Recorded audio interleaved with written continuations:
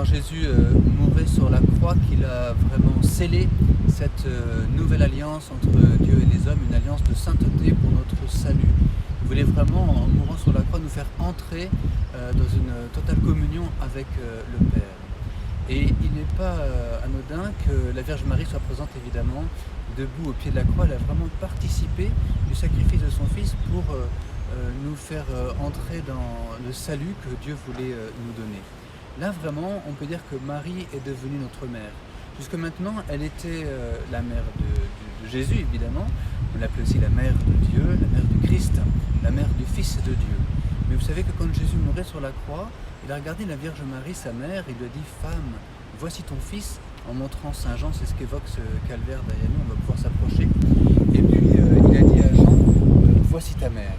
Et dès cet instant, l'évangéliste précise que ce disciple que Jésus aimait accueillit Marie chez lui.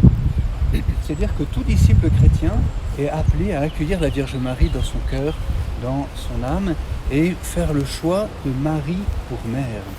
Vraiment là, nous pouvons être assurés que la Vierge Marie, quand Jésus mourait sur la croix, voulait devenir notre mère. Elle voulait vraiment nous tous pour ses propres enfants. Elle perdait Jésus évidemment, mais elle le retrouvait, pourvu que nous soyons disciples de Jésus, elle retrouvait son Fils en chacun d'entre nous.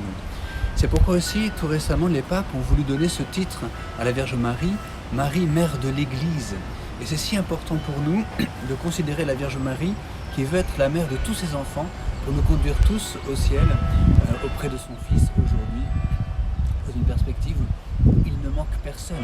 Quand on prie Marie, mère de l'Église, je pense en particulier à Lourdes, il ne manque personne, tout le monde est là au rendez-vous, tout le monde est là au rassemblement. Alors ça, nous pouvons vraiment prier la Vierge Marie dans ce sens. D'abord, à choisir pour chacun pour soi, la choisir pour mère, et la prier pour mère de tous les hommes, mère de l'Église.